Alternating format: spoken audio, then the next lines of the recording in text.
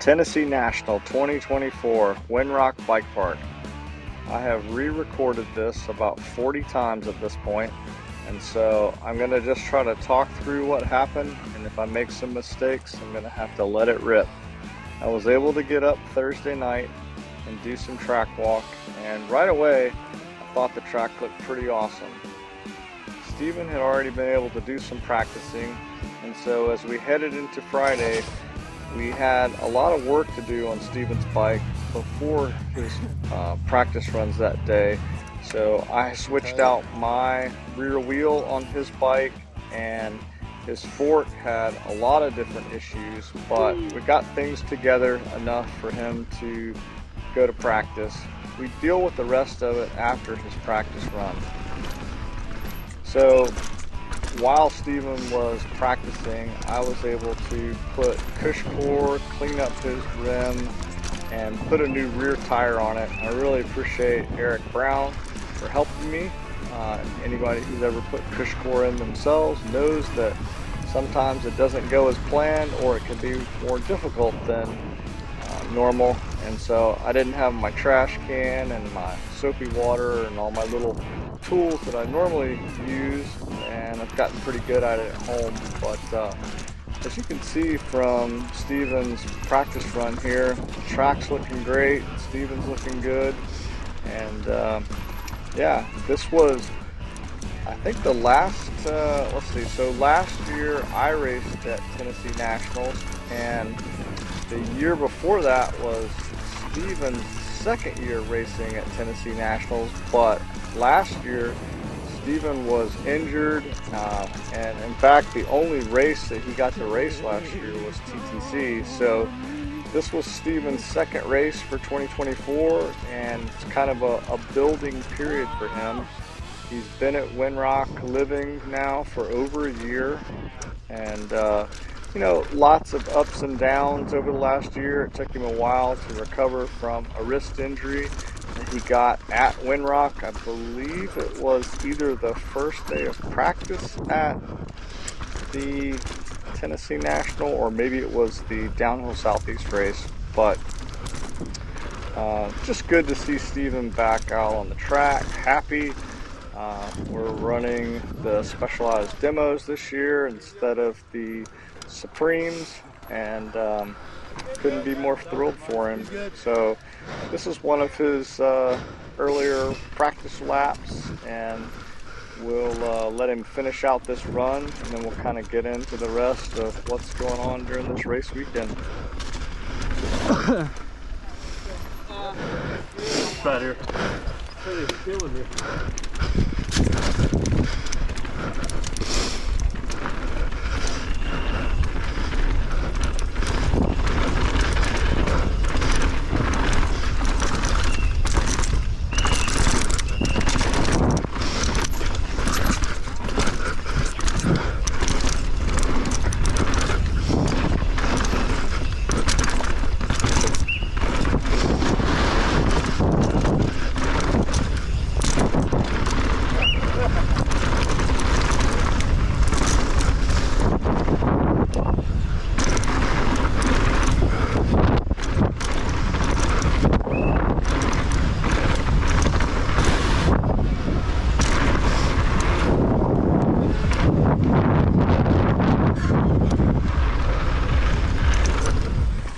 After Steven's practice, we were able to get some food and get his bike cleaned up, and they have these little pressure washing stations now behind the shop that were pretty convenient.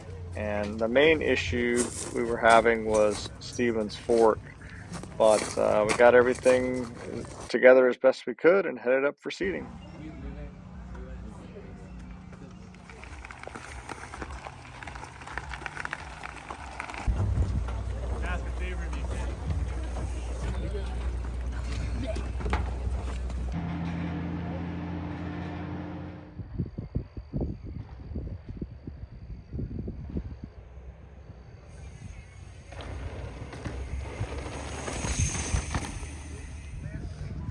Can I see that little tool again? Sander!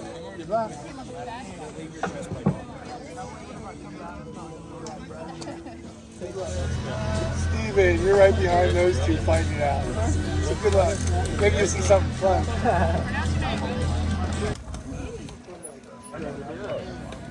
I mean, I love the kit. tire setup, the double ass guys. Filming this one? So. Good run, man. You got used to it, yeah. Have a good run. Thank you.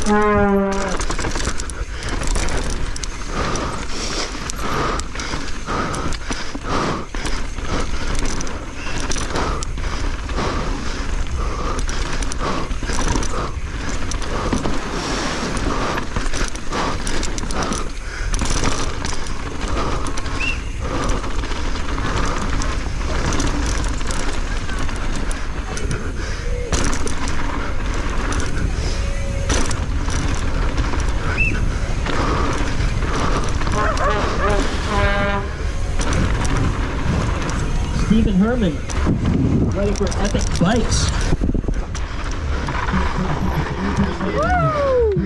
Yeah. Get wild out there or what? Yeah. Yeah. Oh my God, I survived. You made it. Come on, shuttle truck. Dude, it's so much more physical when you're like pushing it. Jake from Olin's replaced Steven's stanchions and rebuilt his fork late Friday night. Thank you, Jake, for all your hard work. Saturday morning, we got Steven's mudguard laced back up and his number plate on, and headed up for his race run.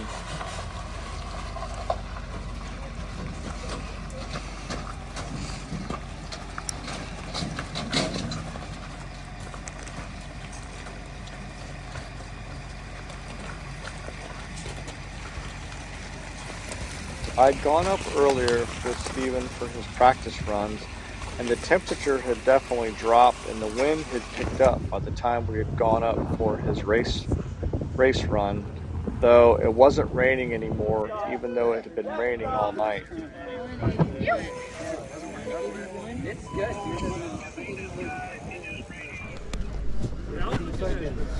Anytime after 5.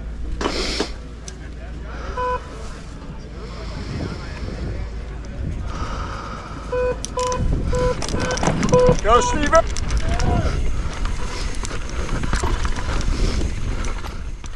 Unfortunately, Steven's GoPro battery died just a few minutes into his race run, so we weren't able to get his whole run.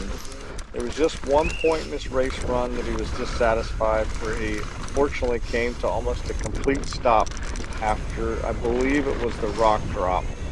So this is a building point for him. It's just his second race this year, and he's happy, healthy, and we're looking forward to the next one. But no, besides that.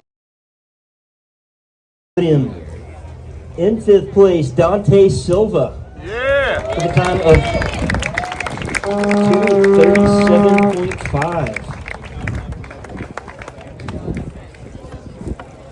4th place, Tyler Irvin, riding for Common Sol, 100%. Tyler gave us a time of 2:37.509. On the 3rd place step, Ryan Pinkerton. Pinky gave us a time of 2:37.189. Your silver medalist, Austin Dooley, riding for Common Sol, Shelby. Time of 2:37.117.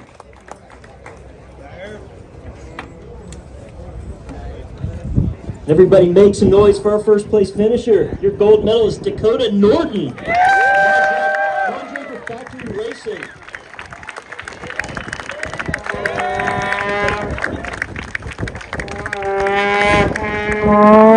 Dakota gave us a time of 2:33.9. He held the hot seat from the time he crossed the line until the very end.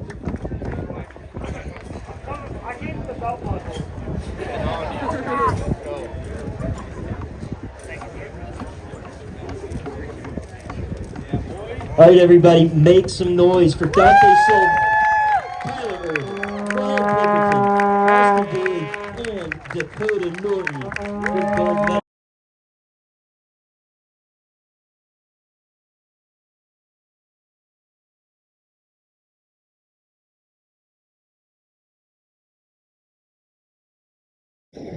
All right, Jack.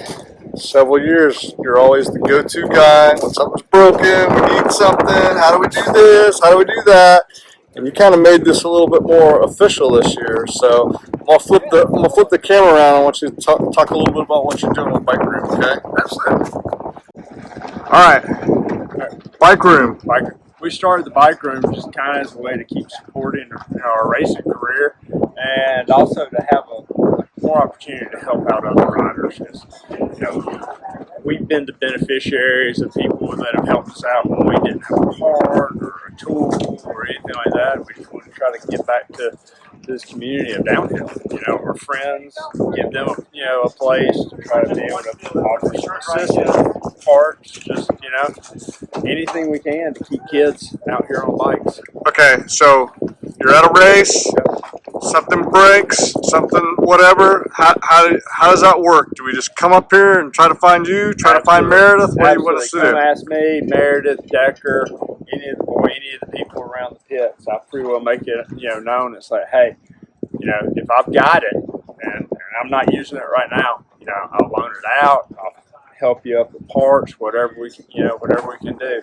Just like I was building wheels out here Thursday night at 9 o'clock to keep kids going. So just kind of my thought is I'm going to do for everybody else what I just hope somebody would do for me, and that's it.